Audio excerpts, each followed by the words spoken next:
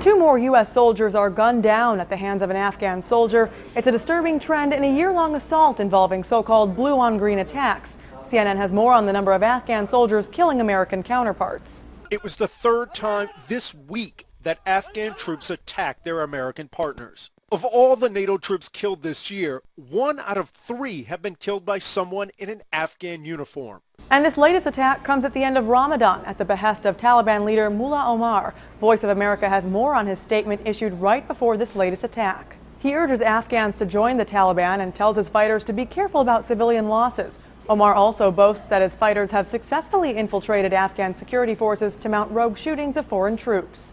Fox News reports the impact of these attacks is starting to take its toll, not just within military ranks, but also in the public, which is growing distrustful of its own police force. It really undermines the sort of trust that the Afghans here in Afghanistan have in their Afghan security forces. It also undermines the trust between the United States and their coalition partners with the Afghan security forces. That level of mistrust between the two sides seems to be building. The Telegraph notes internal Afghan military investigations have been launched and other precautions are being taken. Up to 300 extra specialist counterintelligence personnel have been drafted into the Afghan army to spot potential assassins.